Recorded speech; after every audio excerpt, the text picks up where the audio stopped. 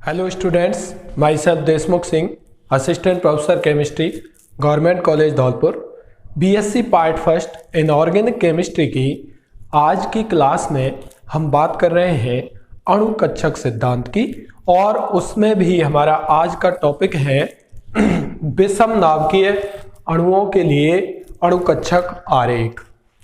इस video lecture में हम ऐसे विषम नाभिकीय द्विपरमाणु अणुओं की बात करने वाले हैं जो कि दो अलग अलग प्रकार के परमाणुओं से मिलकर बने हुए होते हैं। जैसा कि हमने लास्ट वीडियोज में समनाभिकीय द्विपरमाणु अणुओं के लिए अणुकक्षक आरेख की बात की थी और वहां पर हमने दो प्रकार के आरेख देखे थे। एक तो आरेख था हमारा N2 तक के अणुओं के लिए अणुकक्षक आरेख, जो कि हमने 2p कक्षकों के लिए 21-21 के अनुसार बनाया था, जबकि N2 के बाद वाले F2 और O2 में भी मैंने आपको सुपर ऑक्साइड परऑक्साइड आयनों के लिए भी MOT या अणुकक्षक आरेख किस तरीके से बनाया जाता है वो हमने बनाया था 12-21 के अकॉर्डिंग। आज हम बात करने वाले हैं उसी श्रृंखला में विषम नाभिकीय द्विपरमाणु अणुओं के लिए अणुकक्षक आरेख की। जैसा कि आप यहाँ पर बोर्ड पर देख पा रहे हैं कि यहाँ पर मैंने एक डायग्राम बना रखा है जो कि अणुकक्षक आरेख को प्रदर्शित कर रहा है। यह अणुकक्षक आरेख विषम नाभिकीय द्विपरमाणु अणुओं के लिए है। यह इस बात से स्पष्ट होता है क्योंकि मैंने यहाँ बताया विषम नाभिकीय जो द्विपरमाणु अणु होते हैं दो अलग अलग नाविकों से या परमाणुओं से मिलकर के बने हुए होते हैं। चूंकि उन दोनों परमाणुओं की विद्युत ऋणता में अंतर होता है, अतः विद्युत ऋणता में अंतर के कारण जो नाभिक होता है परमाणु का, वह उस परमाणु का नाभिक इलेक्ट्रॉनों पर अधिक आकर्षण बल लगाता है, जिससे प्रभावी नाभिकीय आवेश का मान भिन्न हो जाता है। मान लीजिए एक परमाणु आपके पास नाइट्रोजन है, दूसरा परमाणु ऑक्सीजन है। चूंकि ऑक्सीजन की विद्युत ऋणता ज्यादा है इसलिए इसका इफेक्टिव न्यूक्लियर चार्ज प्रभावी नाभिकीय आवेश ज्यादा होगा इसके इलेक्ट्रॉनों पर, इसके पर कम होगा। इस वजह से इसकी विद्युत ऋणता अधिक है, इसलिए इसकी एनर्जी जो है वो एनर्जी क्या हो जाएगी, कम हो जाएगी। इसकी एनर्जी ज्यादा होगी ऑक्सीजन के कंपैरिजन में। तो जब भी हम विषम नाभिकीय द्विपरमाणु अणुओं के लिए अणुकक्षक आरेख की बात करते हैं तो हम ये देखते हैं कि उस अणुकक्षक आरेख में दोनों परमाणुओं की एनर्जी लेवल में डिफरेंस होना चाहिए। जो उनके परमाणु कक्षक हैं वो परमाणु कक्षक जो एनर्जी है वहां पर लगभग समान ही होती है, बिल्कुल समान नहीं होती, जैसा कि हम यहाँ चित्र में देख सकते हैं। और किसकी कम एनर्जी होगी, किसकी ऊर्जा कम होगी, जिसका प्रभावी नाभिकीय आवेश ज्यादा होगा। प्रभावी नाभिकीय आवेश जिसका ज्यादा होगा जिसकी विद्युत ऋणता ज्यादा होगी। जैसे मैं कहूं कि मान लीजिए मेरे पास C और O से बना हुआ CO मॉलिक्यूल है जो कि विषम नाभिकीय द्विपरमाणु अणु का उदाहरण है, तो इसमें ऑक्सीजन के परमाणु कक्षक की ऊर्जा कम हो जाएगी क्योंकि ऑक्सीजन की विद्युत ऋणता ज्यादा है, प्रभावी नाभिकीय आवेश ज्यादा है, ऊर्जा कम होगी।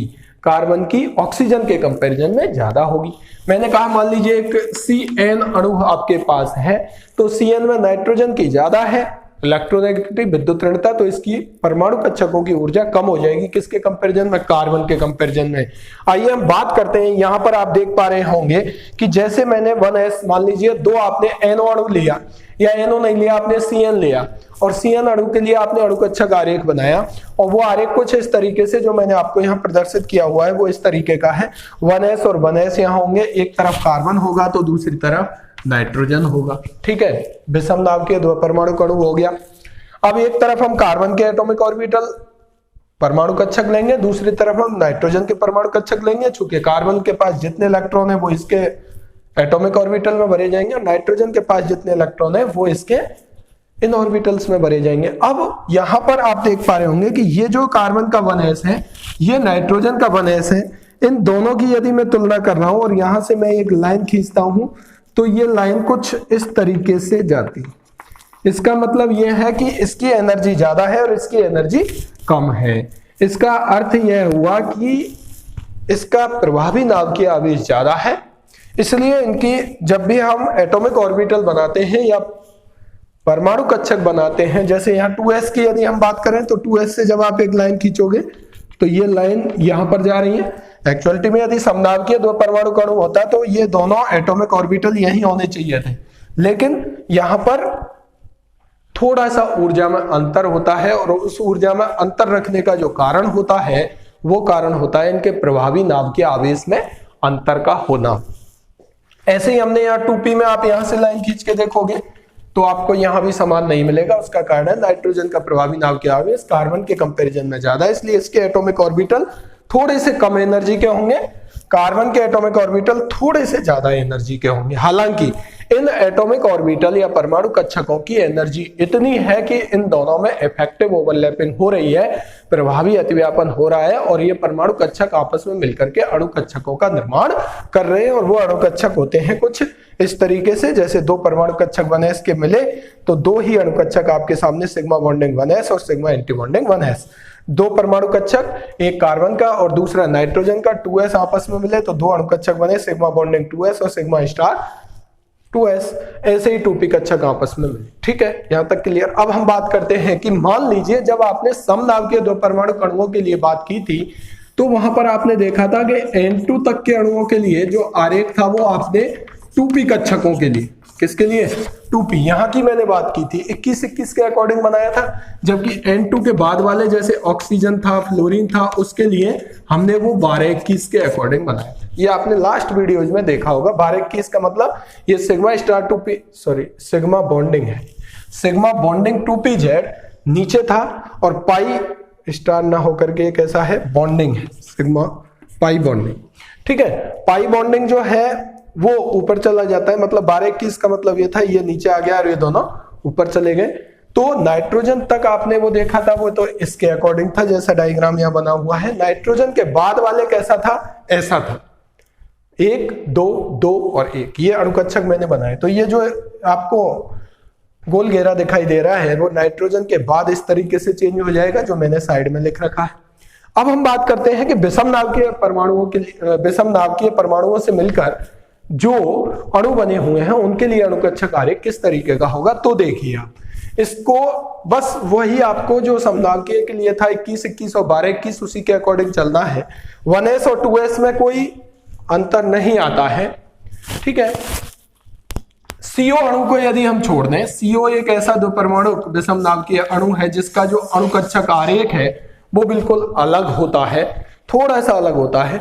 वहां पर सिग्मा स्टार जो 2s है उसकी एनर्जी ज्यादा हो जाती है और वो यहां पहुंच जाता है। उसकी बात हम एक अलग से वीडियो में करेंगे कि CO का अणुकक्षक आरेख ऐसा क्यों होता है और उसका सही कारण क्या है। ठीक है, यदि हम बात कर रहे हैं NO की, CN की, या इस तरीके के आपके पास विषम नाभिकीय दो परमाणु अणु हैं, तो किसके लिए हम कैसा आरेख बनाएंगे, 12-21 के अकॉर्डिंग बनाएंगे या 21-21 के अकॉर्डिंग बनाएंगे। तो ध्यान दीजिए कि ऐसे विषम नाभिकीय द्वै परमाणु अणु जिनमें नाइट्रोजन के बाद वाला कोई भी एक परमाणु इन्वॉल्व है, एक परमाणु आता है, चाहे दोनों परमाणु नाइट्रोजन के बाद वाले हों या उस विषम नाभिकीय द्वै परमाणु अणु में एक परमाणु भी नाइट्रोजन के बाद परमाणु क्रमांक वाला हो, तो आपको 12-21 के अकॉर्डिंग अणुकक्षक आरेख 2p के बनाने हैं।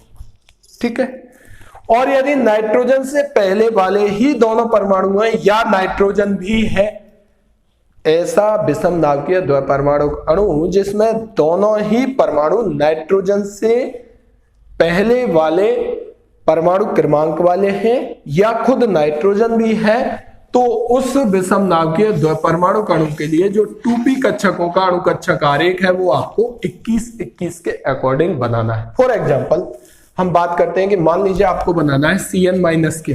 ठीक है, Cn- में कार्बन और नाइट्रोजन दो अलग अलग परमाणु हैं, कार्बन और नाइट्रोजन, इसका मतलब नाइट्रोजन तक के दोनों परमाणु आ रहे हैं, तो आप कैसा बनाओगे, 21-21 वाला, मतलब ये वाली व्यवस्था रहेगी।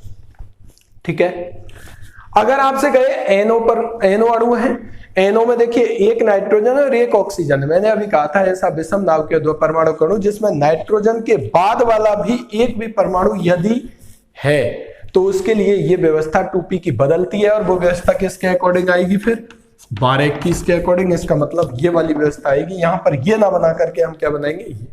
ठीक है, मान लीजिए CO आ गया, तो CO के लिए भी वही कहानी है कि C और O और नाइट्रोजन के बाद वाला एक परमाणु आ रहा है, इसका मतलब इसका भी अरेंजमेंट कैसा होगा, 12-21 के अकॉर्डिंग होगा। वो बात अलग है कि ये एक एक्सेप्शन है, इसके अणुकक्षक आरेख में थोड़ा सा अंतर होता है, उसकी बात हम एक अलग वीडियो में करेंगे, उसका कारण भी हम देखेंगे।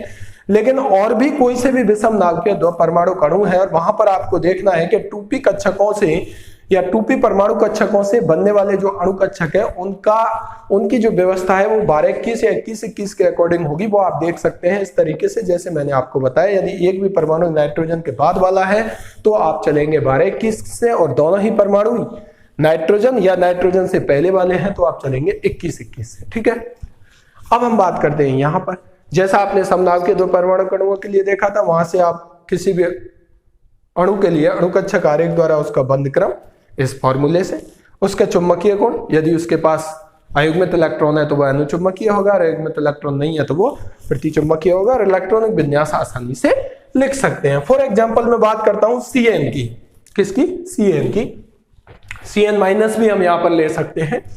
अब आपको पता है C की मैं बात कर रहा हूं, पहले मैं इलेक्ट्रॉनिक विन्यास लिखूंगा कार्बन का, तो कार्बन का इलेक्ट्रॉनिक विन्यास ही होता है, और यदि मैं नाइट्रोजन की बात करूंगा तो नाइट्रोजन का इलेक्ट्रॉनिक विन्यास 1s2 2s2 2p3 होगा। ठीक है, तो कार्बन के मैं इलेक्ट्रॉन भरता हूं 1s में 2 यहां पर भर दिए मैंने, और 2s में भरने हैं 2 और 2p में भरने हैं 2, कोई प्रॉब्लम।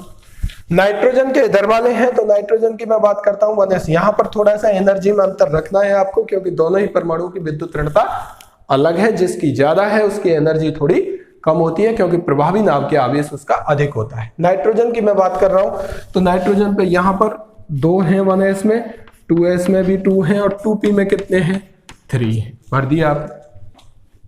सिंपल CN की बात की है मैंने, साइनाइड CN माइनस के रूप में वो साइनाइड आयन हो जाएगा।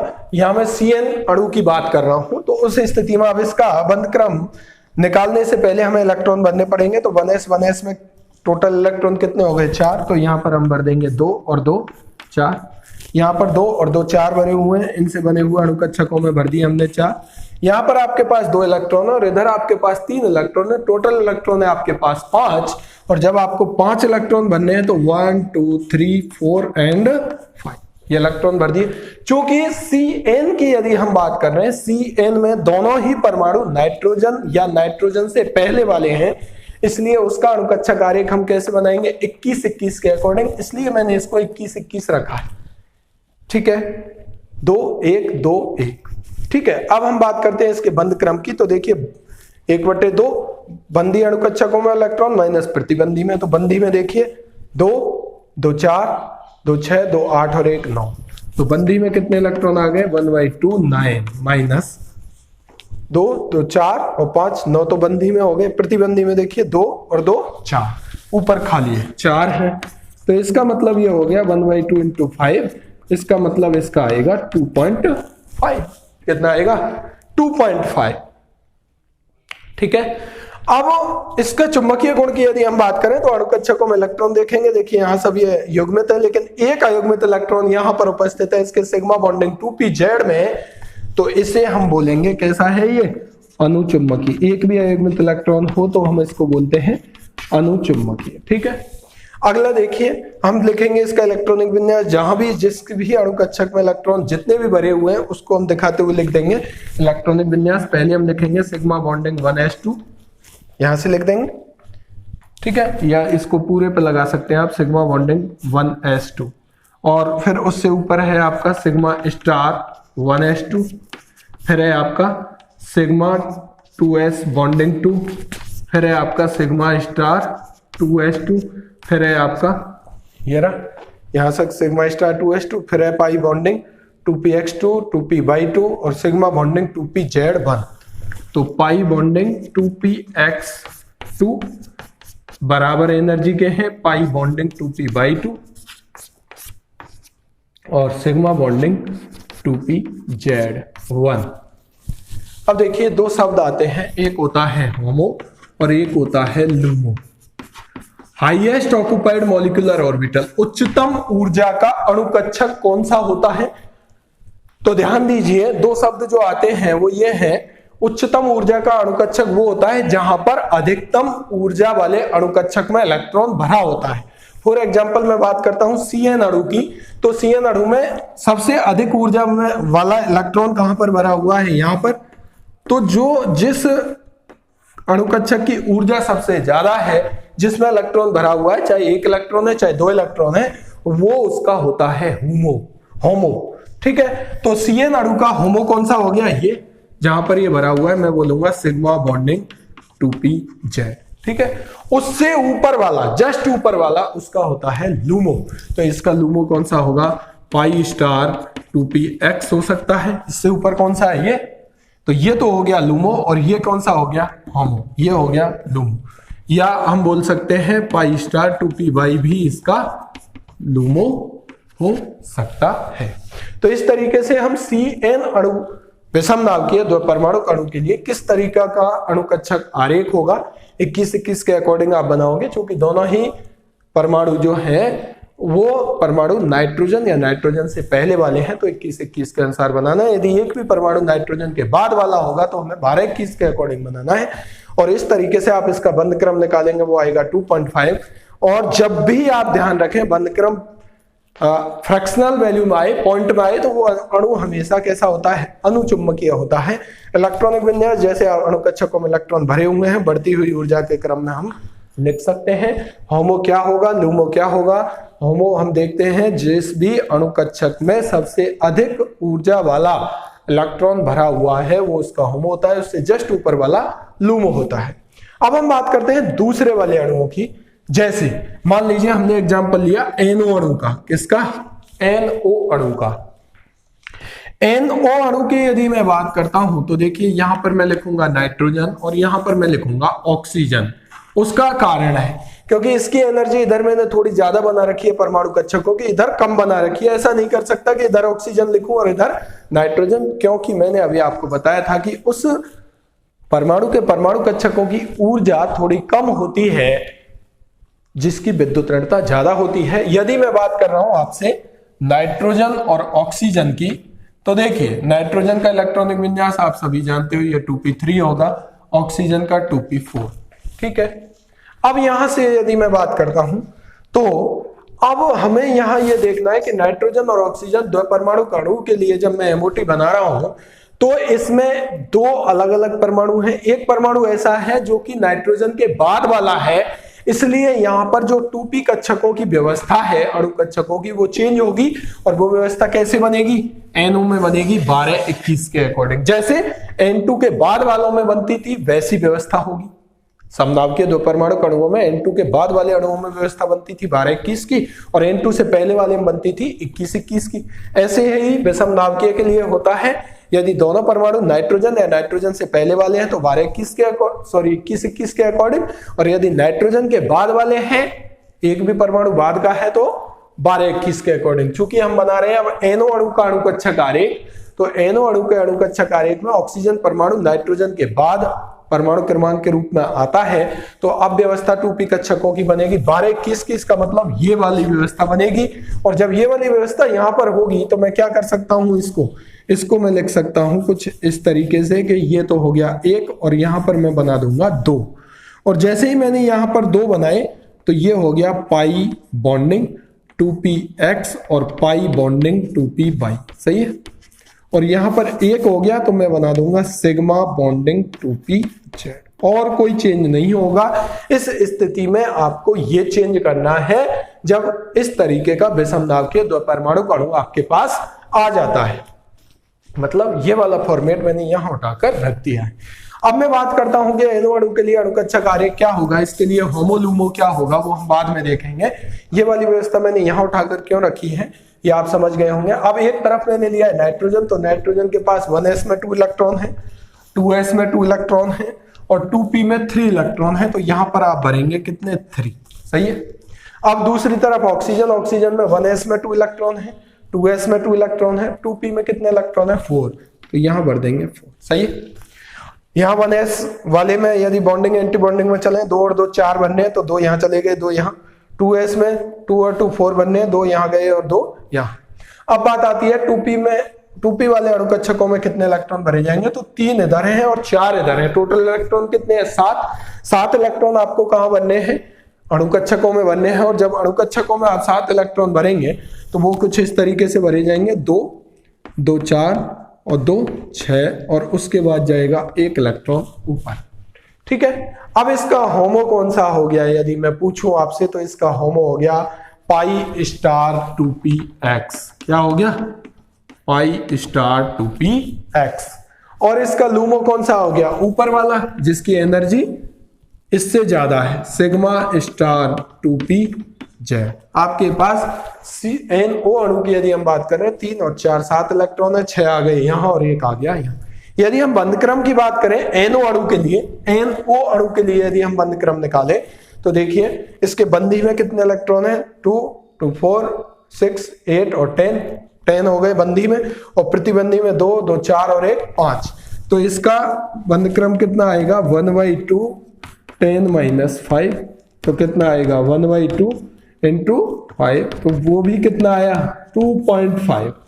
चाहे हमने इससे पहले निकाला CN का, वो भी आया 2.5, और उसके बाद हमने निकाला NO का, ये निकाला है मैंने किसका, NO का निकाला है, तो वो भी कितना आया है 2.5 आया। अब देखिए यहाँ पर अणुकक्षकों में इलेक्ट्रॉन देखें, ये अयुग्मित इलेक्ट्रॉन आपको दिख रहा है। मैंने आपको बताया था जब भी बंध क्रम किसी भी अणु के लिए यदि पॉइंट में आ रहा है, फुल इंटीजर वैल्यू नहीं है, एक पूर्णांक संख्या नहीं है, दशमलव संख्या के रूप में आ रहा है, तो 100% वो अणु अनुचुंबकीय होता है। तो देखिए NO अणु के लिए भी 2.5 आया, ये अनुचुंबकीय, और आपको यहाँ पर एक अयुग्मित इलेक्ट्रॉन दिखाई दे भी रहा है। यदि हम इलेक्ट्रॉनिक विन्यास की बात करें तो देखिए sigma bonding 1s2, sigma star 1s2, sigma bonding 2s2, sigma star 2s2। अब हम यहाँ पर अंतर आ गया पाई बॉन्डिंग 2pz, पहले आएगा तो यहां से हम इसको हटाएंगे और हटा करके हम इसका इलेक्ट्रॉनिक विन्यास क्या लिखेंगे, pi bonding 2pz2, sorry sigma bonding, sigma है सिग्मा बॉन्डिंग 2pz2। उससे ऊपर यदि हम जाएंगे तो फिर हम लिखेंगे pi bonding 2px, pi bonding 2px, और ये कितना है 2, पाई बॉन्डिंग 2p में भी कितने हैं 2, और ये बराबर एनर्जी के हैं। लास्ट वाला जो ऊपर गया है आपका जो होमो है वो आएगा आपका पाई स्टार 2px, और उसमें कितना है 1, पाई स्टार 2p में 0, सिग्मा स्टार 2pz में 0। इस तरीके से हम बात कर सकते हैं NO अणु की। ठीक है, यदि मान लीजिए आपके पास आ जाए NO+, तो देखिए एक तरफ N और एक तरफ आ जाए O+, तभी तो बनेगा NO+, यही होगा। O+ का मतलब इसमें से एक इलेक्ट्रॉन निकल गया, ऑक्सीजन में से एक इलेक्ट्रॉन निकाल देंगे, 4 आ रहे थे, 4 की जगह कितने कर देंगे 3, तो यहां भी 3 और यहां भी 3, तो इधर भी 3 और इधर भी 3, सही है। तो यहां पर टोटल इलेक्ट्रॉन कितने हो गए 6 यहां भर गए, ये इलेक्ट्रॉन बाहर निकल गया। अब देखिए NO+ के लिए यदि आपको बंध क्रम निकालना है तो देखिए बंधी में कितने 2 और 2 4 और 6 10, प्रतिबंधी में कितने 2 और 2 4, 10 बंधी में है 4 प्रतिबंधी में है, तो 10 - 4/2 कितना आया 3। तो NO+ का बंध क्रम कितना आ गया भाई 3, और NO का बंध क्रम कितना आया 2.5। और यदि आप इसी तरीके से NO- का निकालें तो वो आएगा 2। कैसे, देखिए NO- करूंगा तो इसका मतलब ऑक्सीजन में भी एक जोड़ दिया, तो ये हो गया 2p5, क्या हो गया 2p5, और यहां पर मैं भरूंगा 5 और यहां पर है 3, तो टोटल कितने हो गए 8, 2 2 4 2 6 और 2 8। ठीक है, अब यहां से बंधी में कितने हो गए 2 2 4 और 6 10, प्रतिबंधी में कितने हो गए 2 और 2 4 और 2 6, 10 - 6/2, 4/2 मान कितना आया 2। तो देखिए NO+ और NO में जब आपने देखा था तो आपने ये देखा था कि NO से जब NO+ बन रहा था तो चूंकि निकलने वाला जो इलेक्ट्रॉन था वो किस में से निकल रहा था, बंधी में से, सॉरी प्रतिबंधी में से निकल रहा था, इसलिए बंध क्रम बढ़ रहा है। ठीक है, और नहीं तो बंध क्रम क्या होता है फिर, यदि बंधी में से, बंधी अणुकक्षक में से इलेक्ट्रॉन निकलता है तो बंध क्रम का मान घटता है। और यदि प्रतिबंधी में से इलेक्ट्रॉन निकलता है तो बंध क्रम का मान बढ़ता है। तो इस तरीके से आप विषम नाभिकीय या समनाभिकीय द्विपरमाणु अणुओं के लिए अणुकक्षक आरेख आसानी से बना सकते हैं। उससे उसका बंध क्रम और चुंबकीय प्रकृति ज्ञात करते हुए उस अणु का इलेक्ट्रॉनिक विन्यास लिख सकते हैं। नेक्स्ट वीडियो में मैं आपको अणुकक्षक आरेख के बिना बनाए ही बंध क्रम किस तरीके से किस अणु के लिए, चाहे वो समनाभिकीय हो या विषम नाभिकीय हो, उसकी बात करूं।